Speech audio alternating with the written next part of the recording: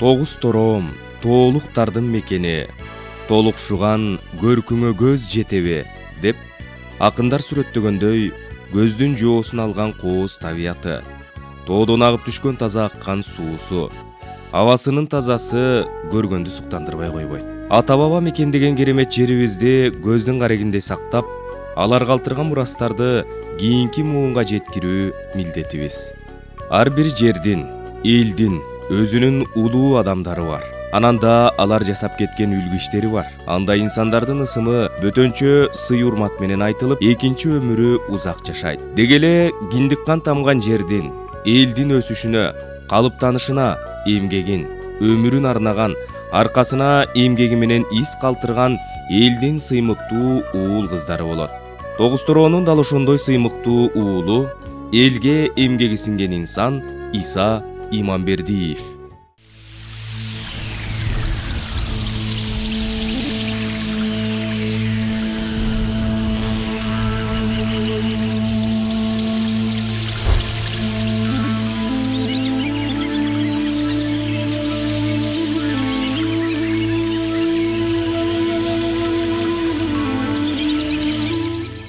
Иманбердиев Иса 1923 Тогуз Тороо районунун Өрнөк айылында жарык дүйнөгө келген.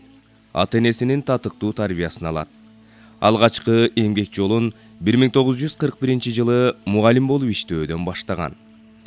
1942 Советтик армиянын катарына чакыртылып, улуу ата мекендик согушка туш болгон. 1947 Тогуз Тороо райком партиясында агитация жана пропаганда бөлүмүнүн башчысынын орун басары, бөлүм башчысы болуп, 1950 жылга чейин эмгектенет. Согуш мезгилинде, согуштан кийин да мындай жооптуу кызматта иштеши жаш кадр үчүн чоң тажрыйба жана жоопкерчилик эле. 2000 ушул Исакебиз өзү баштап куруп кеткен мына эки мектептин аты кийинки жаңы мектептин атын бердик. Эми дагы эл демилге көтөрүп жүрсөк, ушу айылдын атын дагы кошо берелди. Мына буга татыктуу, мындан да чоң нерселерге татыктуу киши да. Иса ата, Иманбердиев Иса ата менин өкүл атам болчу. Ал киши жөнүндө мен мындай ойдо элем да. Илгери Кайып Калназаров деген райком секретарь келген Тогуз Тороого. Анан Жамин Акималиев, Иса Иманбердиевти мен өзгөчө баалачу элем бул кишилерди. Антигени алардын жүрүм туруму, сүйлөгөн сөзү, адамга жасаган мамилеси өзгөчө болчу. Ал жумушту болсо абдан жакшы түшүнчү ал кишилер. Анан ал кишинин жасаган Ленин колхозуна эмгеги зор. Аны элдин баары жакшы билет.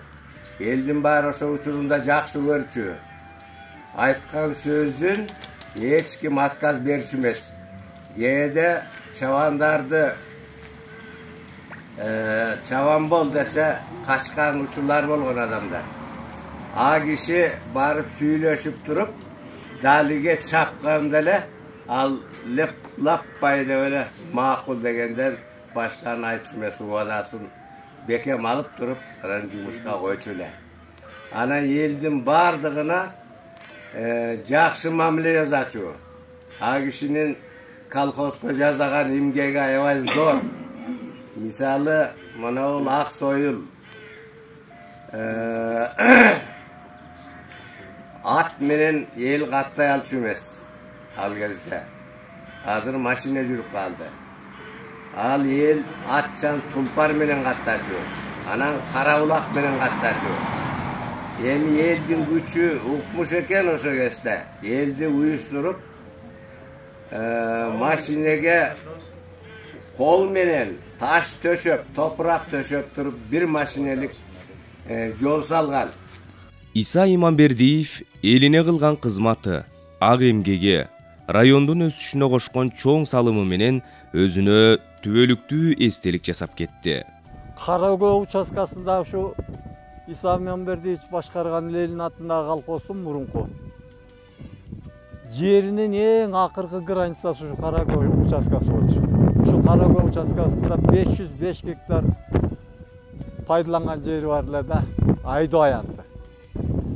Ошол 505 гектар жер 75-жылга чейин Иманбердиев пайдаланып жүрдү.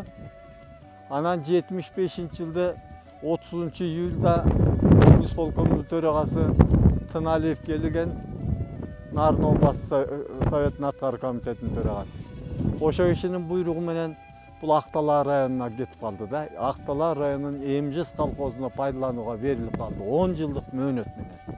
Ал эми бул Кара Чүйлү Калман түз тарабында 12.900 гектар жер бар болчу, пайдаланган жайыт алар. Ошол жайыттагы ошо Улгалы районуна кетип калды.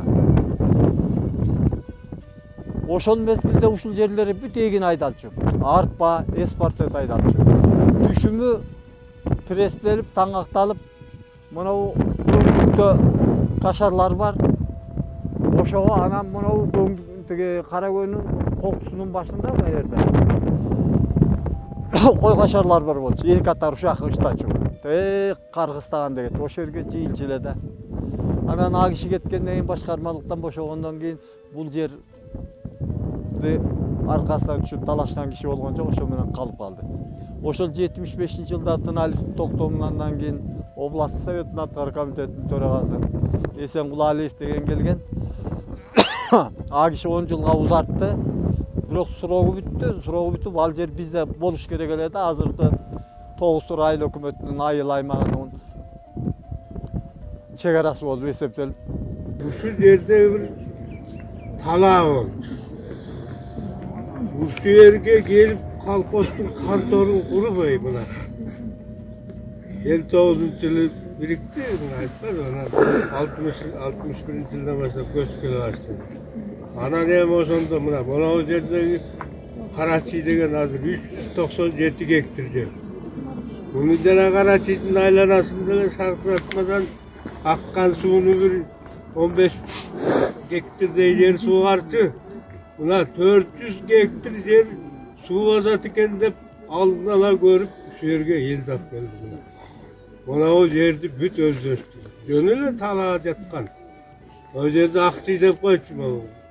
Казарман деле болгон эмес экен илгери. Андан кийин эми мунун баарын көбөйтүп айта бергендим да. Мына көлдө акелер бар, Мына мен айта турган сунусум бар. Истин тогуштора жөнөкөй жери. Алтын чөйчөк. Алтын чөйчөк деген каерде бар? Кыргызстанда жок. Алтын чөйчөктөн чыккан акелер деп баштасак болбойт бекен. А жанагы Ленин колхозун Мамбердиев эме. Бул алтын чөйчөк жеринен чыккан акелер деп баштасак болобу да. Мына ошонун башына Исаке деп жазыш керек. 1953-жылы өкмөт менен партиянын ишеними менен Кыргызстан Компартиясынын Борбордук комитетинин алдындагы партиялык мектепке жиберилип, аны ийгиликтүү аяктаган. Айрыкча кадрларды өстүрүүгө чоң элге кылган. Дайыма бүт ал жетекчилер менен кошо кадр баркка ээ болуп, райондун жетекчилери менен ат салышып иштеген адам эле. Эми ишинде эч кандай эме жок. Негизи азыр эл сурап ушу Исакени унутпайлы бир эмеге касы көп элдин ичинен өтүп кетет. Элдин суроосу карасак мындай суроо болуп кетет. Жолдо oylarına sever elin sözü, elin oyu, Исакени ayında daima başka Respublikan ellerinde Respublika tatlıklı olsun, sul ayında Исакени atında değil, sulus gelip gelsin. тарых ар бир адамдын эмгегин балаш керек. Мана ушул Иса атабыздын саналаштары айтып кетти. Мен бул Иса атаны менин раматтылык атам тайке дечи. Бул бизге тайке болчу, бирок мага ата ушул үйдө маңдай тескей чоңойдук. Ушул атанын таалимин алып, тарбиясын алып, мен да ушул даражага жеттим десем болот.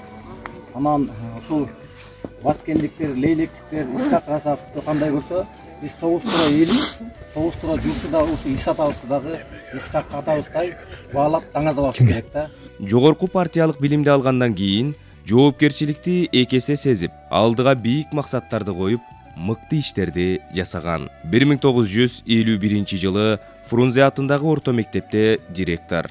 52-жылы эл депутаттарынын Тогуз-Туроо райондук кеңешинин аткаруу комитетинин секретарынын милдетин аткаруучу болуп иштейт.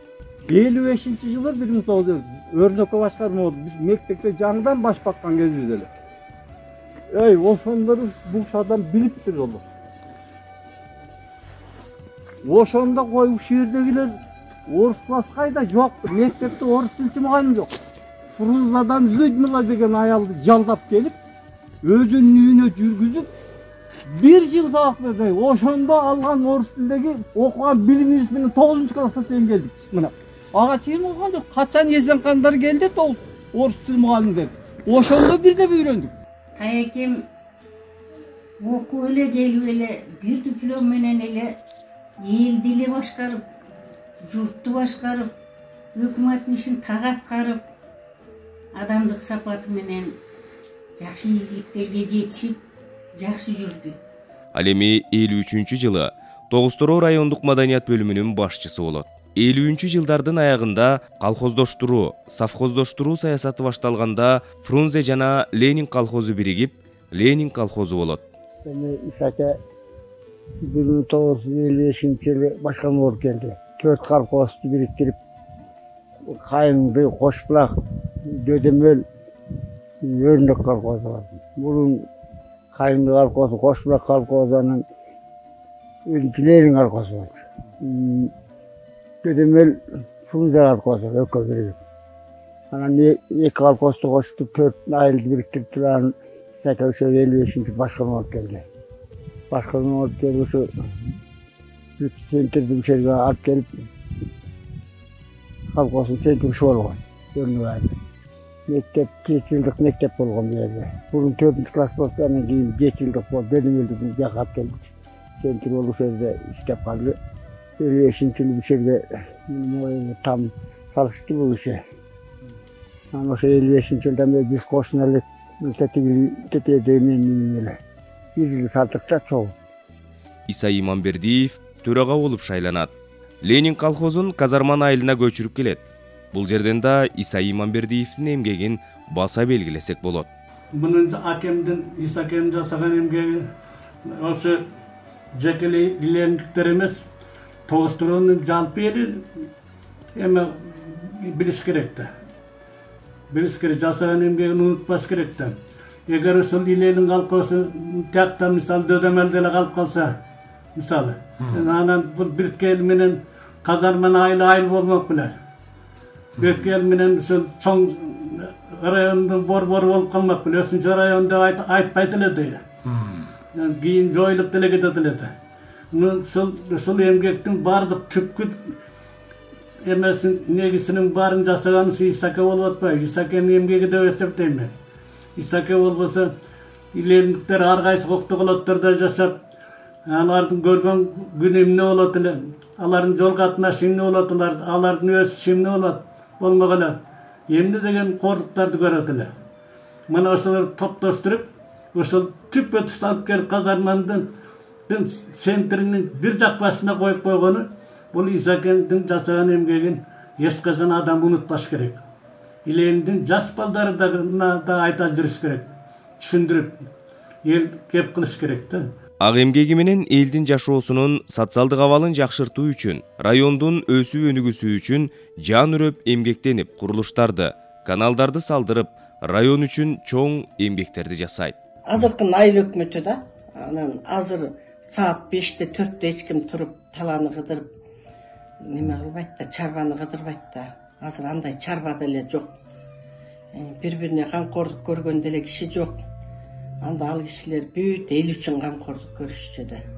Ошо кайнатам болуп алып келип бизди 4 койкалык больница деген больницада күйөөм фельдшер, өзүм акушерка болуп иштеп 86 жашка чейин чыгып отурам. Мен эл журтума, ушул келген кайын журтумдун өзүнө азыркы эскерип атканыбызда эки дүйнөдө ыраазымын. Ушу ыраазылыгымды айтсам. 1962 жылы Ақтала Мусонун төрагасы, 1964 жылы Ақтала районунун Жданов атындагы колхозунун башкармасынын төрагасы болуп дайындалат.